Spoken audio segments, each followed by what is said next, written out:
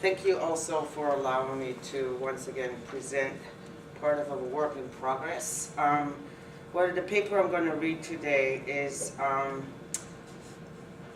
an article that I'm kind of in the process of developing from a conference paper, and that will ultimately become one of the chapters in the book, A Violent Embrace, Art and Aesthetics After Representation. And unfortunately, of course, I changed the title of the paper while I was working on this. Can you hear me like this? It's better if I kind of stand up, because I usually kind of slump when I sit. Okay. The paper is about 25 minutes. I'll show you like a 5-minute clip so that you know where you're at. And it will take a little while before I actually come to the point of Johan van der Berg, so please bear with me. And the paper opens, if I can get this to work, with a quotation, which I will read to you if you can't read it. For a minute or two, she stood looking at the house and wondering what to do next, when suddenly a footman in livery came running out of the wood. She considered him to be a footman because he was in livery. Otherwise, judging by his face only, she would have called him a fish, and rapped loudly at the door with his knuckles. It was opened by another footman in livery, with a round face and large eyes like a frog, and both footmen, Alice noticed, had powdered hair that curled all over their heads. She felt very curious to know what it was all about, and crept a little way out of the wood to listen. This is obviously from Lewis Carroll's Alice's Adventures in Wonderland. In her encounter with Pig and Pepper, the liveried footman, Alice, with her usual yet uncanny perspicacity, points us to the paradox of visual reality, of actuality as at once perceptible and, albeit not necessarily, potentially intelligible. Defying St. Thomas's claim that seeing is believing, she raises the question of meaning and being as it plays out in our contradictory desires for both spectacle and knowledge. The paradox of visual reality is here enacted in the appearance of two indecipherable creatures, part human, part animal, a fish-faced and a frog-faced footman facing each other. Alice's curiosity, her desire to know, is at once aroused by and deflected from the spectacle of the two other-faced figures. Rather than trusting her eyes, her immediate perception of the figures' faces, Alice's attention is redirected towards their attire, and furthermore, to the sealed envelope, the letter at the center of the transaction taking place between them. In the play of sense and nonsense that is Alice's Wonderland, in what Gilles Deleuze calls the chaos cosmos, or chaosmos of Lewis Carroll's work, that which arouses Alice's curiosity is both concealed in and eludes the letter, the event of language. Language, Deleuze maintains, and I quote, fixes the limits, the moment, for example, at which the excess begins. But it is language as well which transcends the limits and restores them to the infinite equivalence of an unlimited becoming. Carroll doesn't only throw into chaos our sense of the coordinates of language by placing Alice's private considerations for perceptual reality in parentheses, however. It is Alice who creates a virtual chaosmos, who quite literally reverses the terms of reference of Platonic dualism by disregarding the perceptual reality of the footmen's faces in favor of the overlay of social meaning in their liveried bodies. For central as language, or the letter, appears to be in this scene of curious desire, it is nonetheless Alice's act of reading, or misreading, or indeed of her reading against the grain of the bodies/faces of the fish footman and the frog footman that points up the centrality of the visual, of the image, or indeed of the imaginary, in the fixing of meaning, and simultaneously its function as the moment at which the excess begins, as the site of unfixing, restoring its signifying and identifying operations to the infinite equivalence of becoming, which, needless to say, especially in the context of Alice's Adventures in Wonderland, is also the site of unbecoming. Excuse me. In its irreducibility to either the perceptible, the spectacle, or the intelligible, knowledge, Alice's encounter with Pig and Pepper succinctly, and indeed quite brilliantly, articulates the central question I wish to explore in this piece. That is to say, the paradox of visual reality in the context of documentary film. My concern with documentary film focuses on its dual function, its ambivalence, as at once representation and presentation, an extraction and organization of the real, and an artistic creation. This paradox, I will argue, finds its culmination in the imaging, the cinematic presentation and representation of the human face, especially in the face in close-up, which, like the animal faces in the Chaosmos of Alice in Wonderland, presents itself as the site of meaning and identity, while simultaneously eluding, effacing its limits, and dissolving its signifying functions. My inquiry runs through the work of Dutch filmmaker, photographer Johan van der Keuken, whose dates are 1938-2001, in particular his award-winning 1991 film, ironically yet appropriately entitled Face Value. To approach the paradox of visual reality, and more specifically, the ambivalence at the heart of documentary film, I introduced the notion of the partage du sensible, developed by Jacques Rancière. The French word partage has two almost opposite meanings: to share or to have in common, and to divide, to share out. This dual meaning gets lost in English translation, where it usually appears as distribution, which is also the word used by Rancière himself when he writes in English. In the opening chapter of The Politics of Aesthetics, he defines, quote, the system of self-evident facts of sense perception that simultaneously discloses the existence of something in common and the delimitations that define the respective parts and positions within it, end quote, as the distribution of the sensible. In view of the centrality of the notional in his thought, however, it is important to bear in mind that the partage du sensible is not just the way images, bodies, objects, and places are distributed across the field of sense perception, but that it is also the division of the sensible into that which is speakable, thinkable, visible, audible, and that which is not, that which is shared out. In Elizabeth Cowie's helpful, if somewhat awkward paraphrase, the distribution of the sensible is the engagement in a movement between, quote, a living and dwelling as the effectual and the becoming a subject of knowledge that is constructed virtually in the transforming of the real into reality, end quote. Defined as such, the notion of the partage du sensible would seem to capture, if not quite yet explain, the dual function of documentary film, is at once an extraction and organization of the real, representation or distribution, and an artistic creation, presentation and division, a function more commonly defined in terms of the distinction between nonfiction and fiction. Let me make sure that I click this, give me something else to look at. To be sure, the distinction between fiction and nonfiction doesn't reside in any given text, but arises from differentiated forms of authorization in specific historical contexts. Yet, even the idea that if the idea that seeing is believing in Wonderland, as much as in our own increasingly digital cultural context, no longer holds the purchase it has traditionally had, the notion of vision as a site of understanding remains compelling. This may explain why Rancière, despite his insistence on the oppositional claims of and on the sensible, elsewhere and with specific reference to film, maintains a clear difference between the fictional and the documentary function.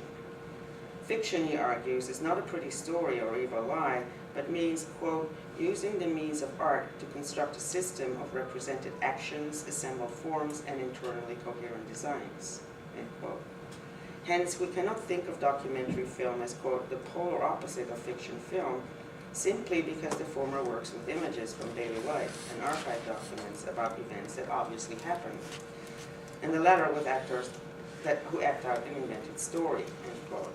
The real difference between the fiction and the documentary film, Rancière nonetheless submits, is that, quote, instead of treating the real as an effect to be produced, the latter treats it as a fact to be understood, end quote. As a fabrication, a creation of a new reality, which is the reality of the film, the documentary is, however, as fictional as any product of creative practice. Though clearly not in any immediate sense related to the questions Rancière is concerned with in this essay, Alice's response to the sight of the fish footman and the frog footman challenges his distinction between the cinematic presentation of the real as either an effect to be produced or as a fact to be understood. A challenge that not only points up the centrality of the visual in the fixing and, as the case may be, the unfixing of meaning, but that also directs us to the paradoxical relation between the face as the distinguishing site of personhood, as a surface that at once expresses and conceals some underlying meaning, and the materiality of matter of the body, which, in relation to the face as readable surface, functions here only as a site of being. In order adequately to discuss von der Goeken's face value, I must first try to bring these two concerns, the documentary treatment of the real and the signification of the face, together. In her seeing/reading practice, Alice confuses the intelligible and the sensual perceptual, privileging the socially legible, meaning bestowing uniforms covering the footmen's bodies over their faces, which, despite their effective immediacy, are reduced to significatory secondariness by being or having become animal. This runs counter to the traditional model of the human face, which centers on its function in the process of communication. Deleuze describes this function as follows, and I quote, "Ordinarily, three roles of the face are recognizable. It is individuating, it distinguishes or characterizes each person, it is socializing, it manifests a social role, and it is relational or communicating. It ensures not only communications between people, but also in a single person, the internal agreement between his character and his role." End quote. The puzzling appearance of the animal face, immediately recognizable to Alice, yet displaced by the operations of the social meanings of the footmen's uniform bodies, throws this traditional communicational model into confusion. The apparent readability of the liveried bodies, to whose significance, despite Alice's better judgment, the perceptual immediacy of the animal faces is subordinated, forces us to think or rethink the ambivalence of the human face, which, in the words of Emmanuel Levinas, is, quote, "a source from which all meaning appears." Levinas's concept of the face allows me to posit the dual function of documentary film in its simultaneous framing and unframing operations as pace lancière, at once actualizing the real as a produced effect and as a fact to be understood. That is to say, the genre's inherent ambivalence as both documentation and creation.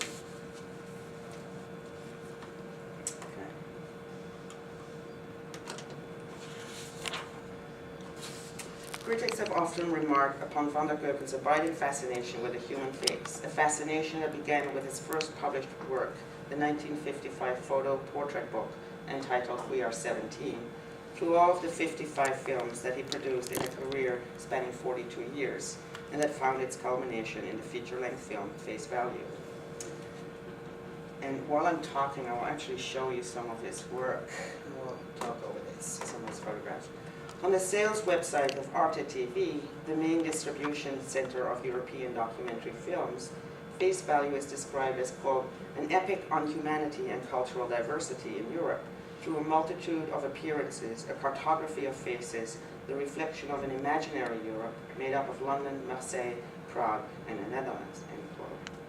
While to some extent illuminating, especially from a sales perspective, such a description situates von der Goeken and his film in the context of a politically engaged, if experimental, tradition of documentary filmmaking.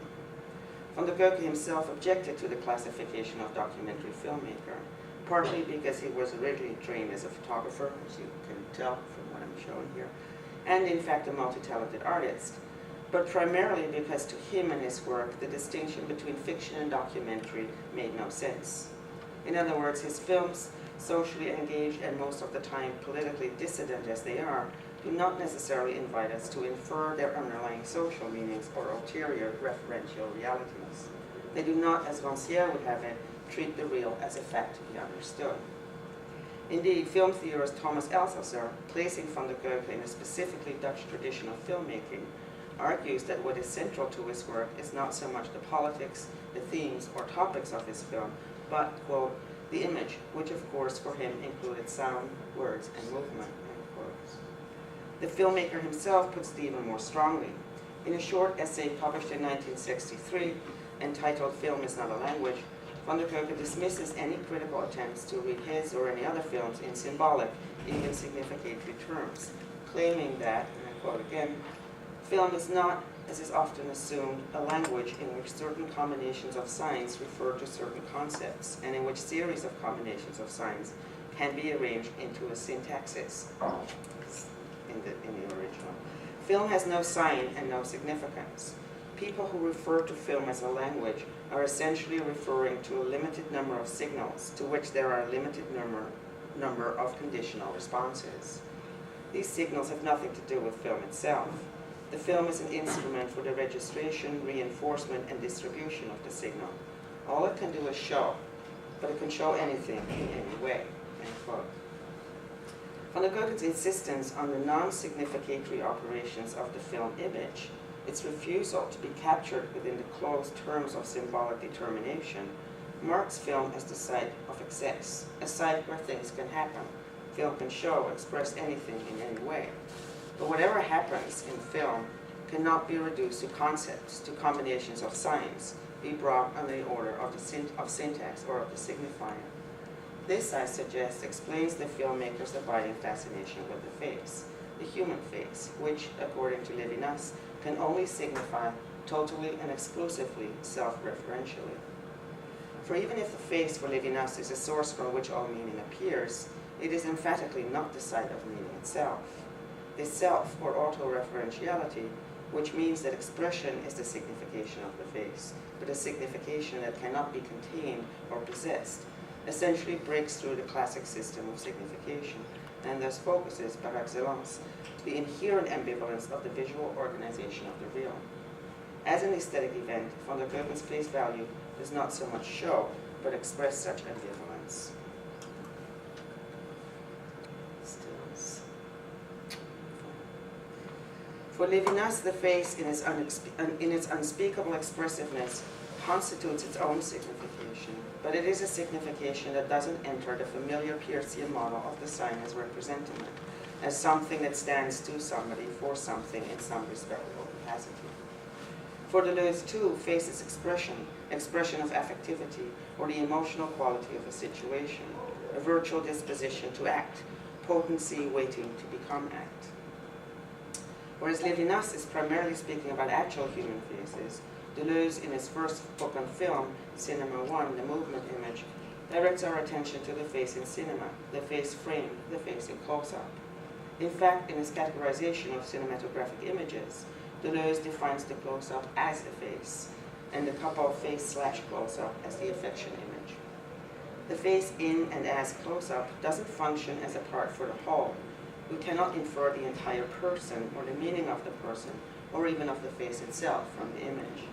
On the contrary, Deleuze maintains the close-up of the face is not something that stands for something else, but rather abstracts something from all spatio-temporal coordinates, and that something is affect. Quote, the affect is the entity that is power or quality, it is something expressed, end quote. In the face/close-up, powers and qualities are not actualized, embodied in states of things, in which case we would be dealing with the action image, but considered for themselves as expressed. To give you some idea, I want you to, how this works in the film, I want to show a short clip. Hopefully. Voor het laatste kinderfoto van mij terug. Ik zit te lezen aan het tafeltje en ik kom met een loop de titel van het boek zien en dat stond op het ijs. Terwijl de anderen dus op het ijs aan het spelen waren, zat ik een boekje te lezen over het ijs achter het raam. Ik kom uit een gezin van 12 kinderen. Ik ben de 5e van boven.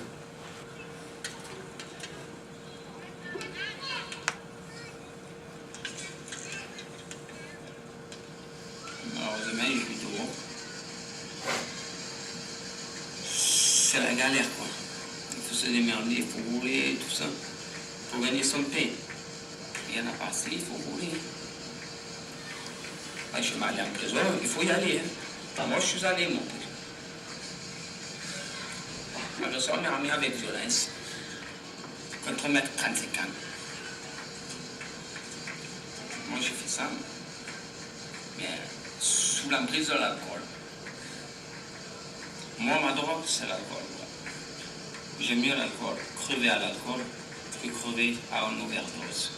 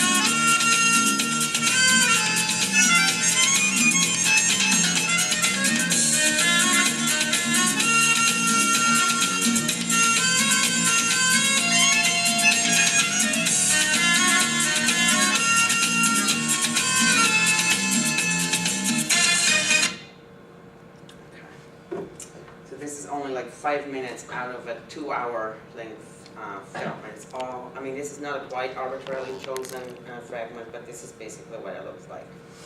We have some lights back on, please. Okay. To return then to the question of the face. In explaining the difference between these opposed modalities of powers and qualities, Deleuze draws on the Peircean distinction between firstness and secondness. The latter refers to what is in relation to something or someone else. It is the realm of the real, of individuation, of actuality and existence, the domain where the action image is born. Firstness, in contrast, is a totally different category which refers to another type of image with other signs. Firstness is hard to define because it primarily exists as something that is felt, not conceived, and it, quote, concerns what is new in experience, what is fresh, fleeting, and nevertheless eternal, end quote. Peirce's examples of firstness include, in Deleuze's gloss, qualities or powers considered for themselves without reference to anything else, independently of any question of their actualization. It is that which it is for itself and in itself, end quote. Firstness is not, or not yet, a feeling or sensation, but the quality of a possible sensation, feeling or idea. As the category of the possible, firstness expresses the possible without actualizing it. And this, for Deleuze, is exactly what the affection image is. It is quality or power, it is potentiality considered for itself as expressed. To be sure, within this Peircean Deleuzian model, any set of images is made up of firstnesses, secondnesses, and many other things besides. But it is the face/close-up, that is to say the affection image in a strict sense, that only refers to firstness. At this point, the difference between Levinas's focus on the human face and Deleuze's concern with the cinematic face in and as close-up.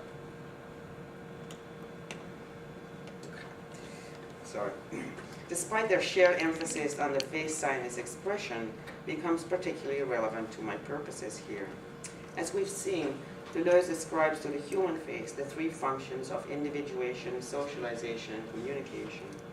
In the case of the close-up, however, the face loses all three of these roles.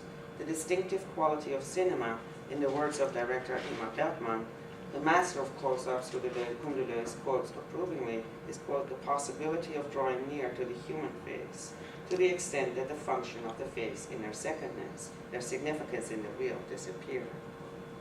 Those aspects of the face that achieve actualization and hence get caught up in the system of signification and that presuppose a state of things where people act and perceive, dissolve, evaporate in the affection image. In the close-up, the face is, but it has lost all its signifying functions. Suspending individuation, the close-up transforms the face into a nothingness, a nakedness, a phantom, an expression of the possible without actualization. This quality, the quale of the face/close-up in cinema, is what Deleuze calls affection, or affect.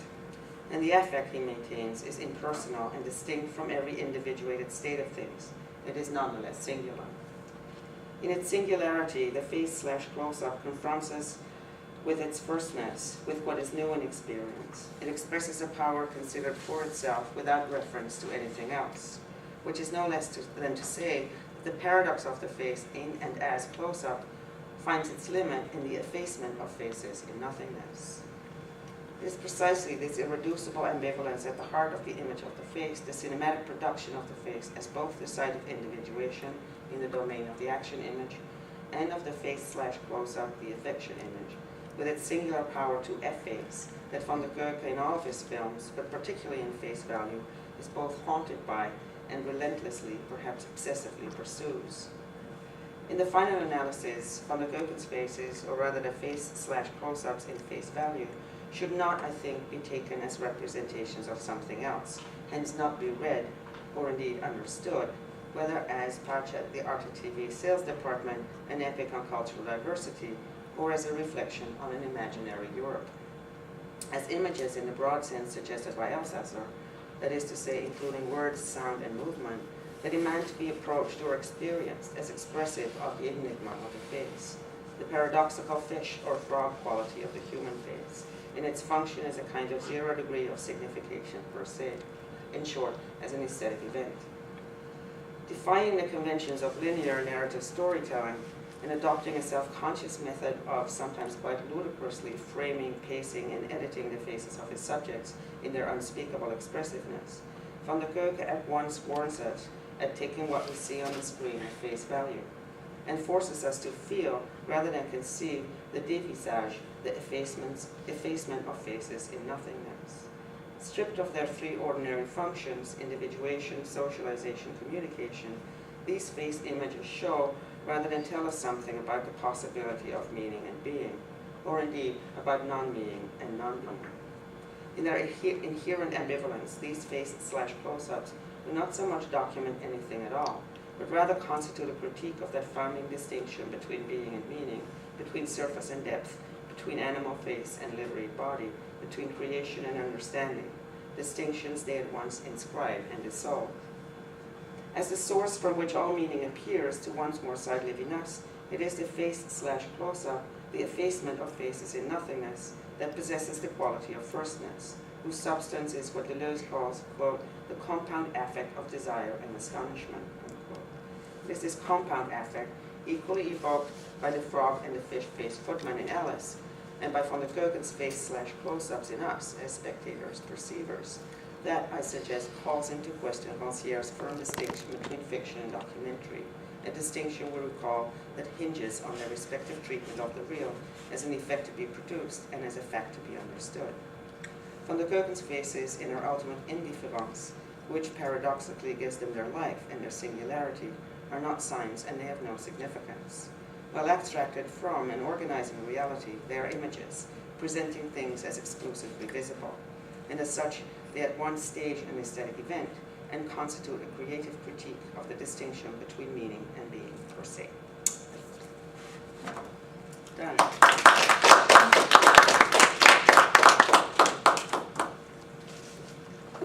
Lots of time for questions and comments and responses.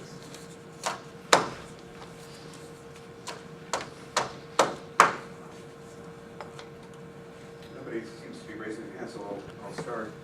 I'm really struck between your sharp distinction between firstness and secondness. And when I was looking at the faces of the Dutch people, that in a way I could also see the presentation of the faces in a very social context. Right. And in fact, we're even given that when we go to the dancing. It's a social form of interaction. So when I was writing notes, the faces of the Dutch, these are Dutch faces, and I'm seeing them. No, only the first one is a Dutch face. Okay, are they Belgian or? The first one is a Dutch face. The guy is actually speaking Dutch. Yeah, he's Dutch. Then it's the French. That's Marseille. Yeah. And then the last scene is in Prague. Okay, so we're going to cut the national narration then out of this See? intervention. We're done with that. But there's still the legibility of the faces in terms of their social being. And I was wondering, might there be a kind of dialectical relationship between these two aspects? And I'm, specifically thinking about Benjamin's dialectical image, ways in which that would actually capture, the bivalence of what's going on in this documentary. Right. No, you're perfectly right, and it's what I also suggested, especially in the action image, when we actually see people do stuff, rather than when the face is really in close-up. Mm-hmm. There is firstness and secondness and many other things besides. That's the way I put it, right? So that there's not just like one single form of image even in that 5-minute clip, but there's so many of these really weirdly cut and framed faces, like half a nose, and if you kind of go through the whole thing and you kind of look at it, you kind of increasingly lose that sense of activity of a social realm, because you are drawn by the pictorial surface, by the surface of that image as close-up, the face as close-up, which really becomes a kind of meaningless experience. It's a totally different kind of experience. If you recall, like the first 2 seconds or first couple of seconds of the clip, the guy who's talking about, sitting inside what children are playing out on the ice. His face is cut up in so many different parts that at some point, if you wouldn't listen to the language, and especially not with the subtitles, the face becomes something else, becomes separated out from the secondness. So, yes, obviously a dialectical relationship. I'm not saying it's exclusively one or the other, but what I'm trying to draw out is precisely what usually gets obscured in readings of especially documentary film or films so classified, because people say, oh, this is about this and about that, rather than looking at what the images actually do and how they function, and how they work upon the perceiver.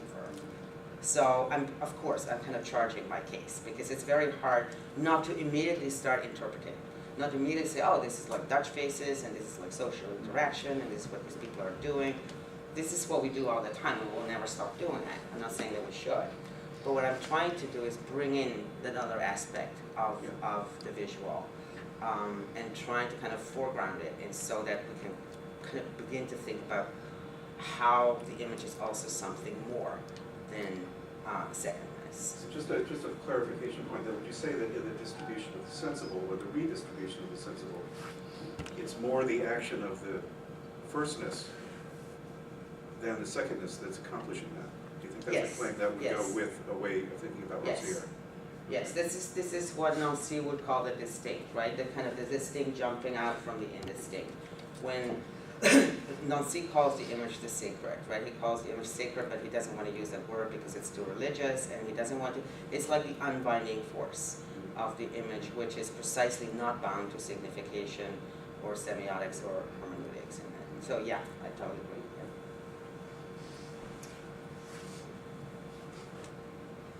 Yeah. No further questions? I was thinking, of course, of Balazs and his writings on the close-up, and also the whole tradition of early film theorists that talk about the telescopic and microscopic capacity of cinema to transform vision, Right. and to defamiliarize in various ways, and that the close-up is, of course, one such capacity, and that various theorists have talked about, for example, Passion of Joan of Arc and Falconetti's face, and physiognomy of the face, and so I kind of want to hear more about this effacement that you, I forget the specific phrase that you used, the effacement of the face, and effacement of individuality and communication and socialization. Those are the three terms that Right. I refer to that Deleuze uses. I guess I want to hear maybe how you differentiate yourself from what some of those theorists were saying about defamiliarization, about kind of meaning and also emotion being communicated by, for example, the muscles of the face, Right. the details, the composition of the frame. You mentioned the example of the odd framing, right? The nose, the mouth.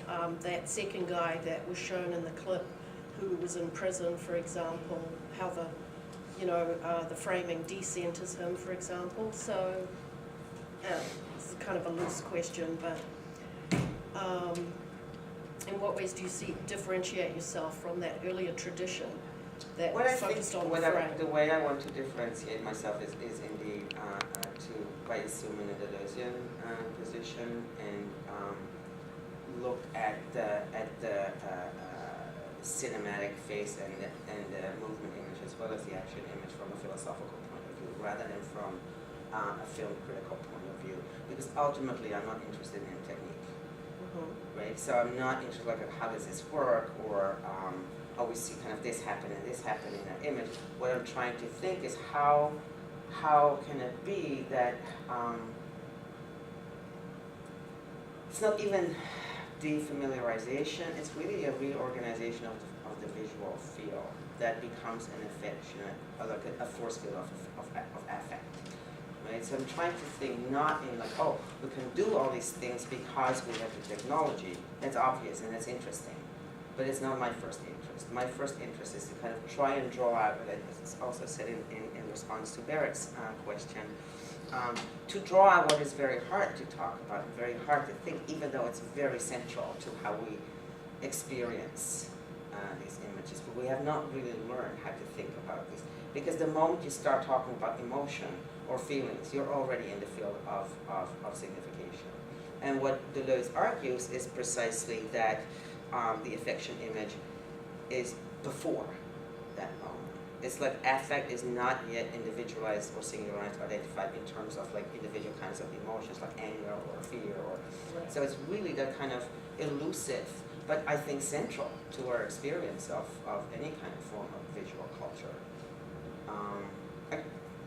Right, I agree, but I'm not sure that one can detach a kind of an awareness of the form from producing that moment, or that sort of nascent, inchoate moment before the possibilities. Could you repeat that? I'm not sure.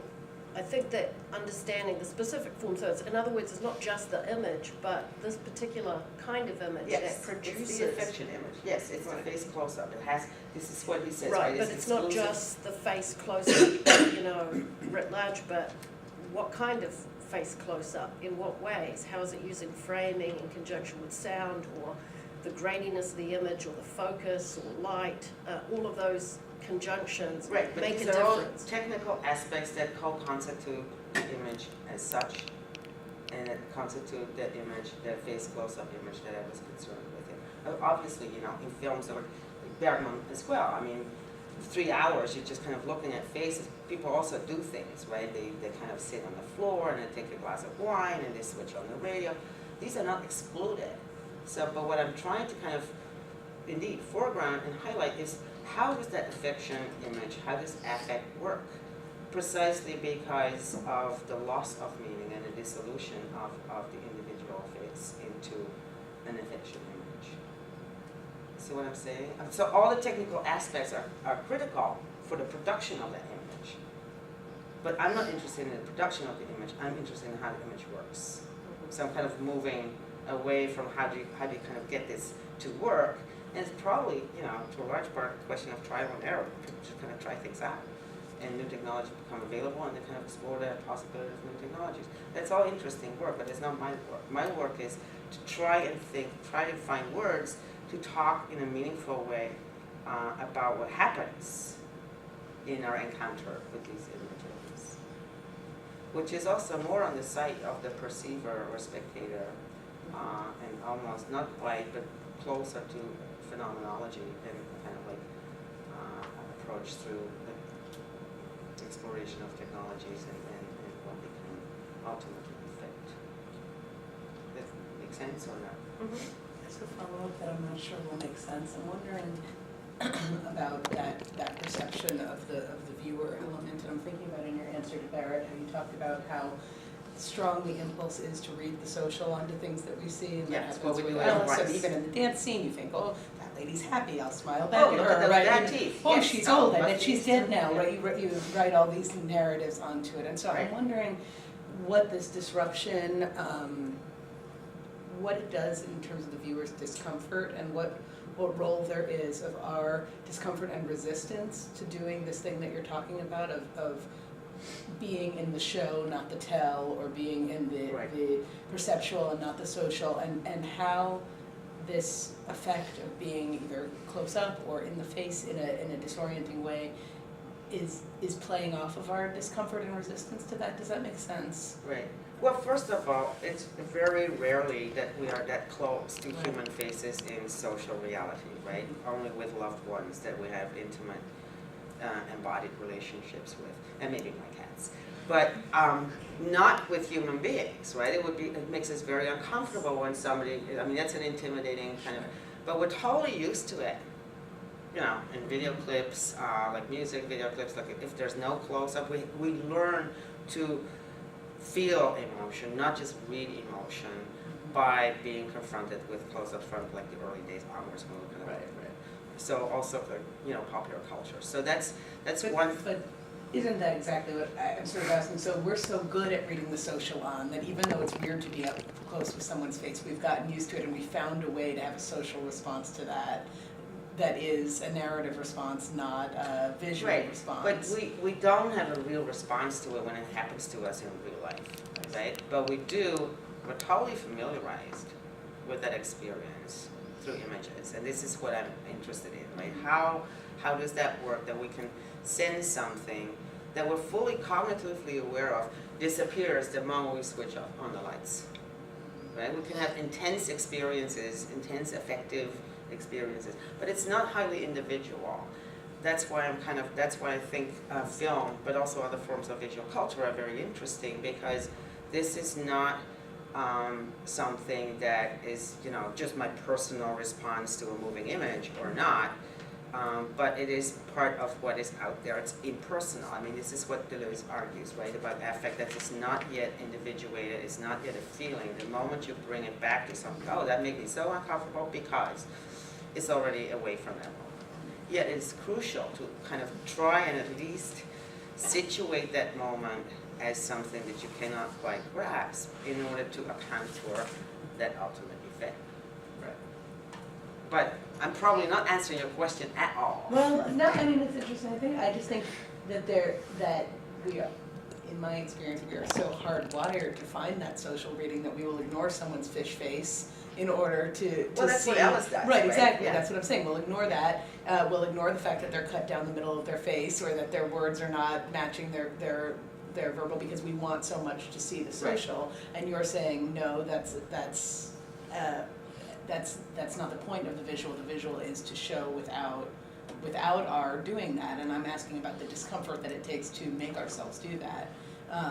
And I guess it's related to Kirsten's question too, where how much of it is what the technology is forcing us to do, and how much of it is your own sort of well, I think the discomfort only happens when we start to think about our own discomfort, when we become aware and conscious of our discomfort, because we're not aware of this. This is largely unconscious, right? There's no kind of volition involved in our kind of response. That's why we're always embarrassed when we burst into tears, like get a tear jerk, and we're like, oh my God, I hope no one of my students is in the room, because you feel like but it's uncontrolled. It's not within your control. At the same time, it is not something that is like alien from our world, because we live this all the time in our confrontation with various forms of visual culture. That's why I'm kind of interested in trying to kind of think through how it works, but also find some language to talk about it without, using all these vague terms like, no, you can't define it, no, you can't talk about it. I mean, I think it's the kind of the blank space that I don't want to fill it up, but I think our discomfort is always already social, right? I may be kind of like embarrassed when I'm all by myself and watching a film that is like total schlock and be like deeply moved by it, but that's because I already I already call forth people who might be observing me, right? So that's already part of the social. I think the discomfort is not part. It's that of the kind of that moment of affect, when affect happens in its singularity and its intensity. That's again kind of like a move beyond that particular moment. And we go back and forth, like a film like this, like 2 hours of this. You move back and forth, so you don't have to stay there, right? However, uncomfortable it may be, you know that you will at some point be released because of the conventions of editing.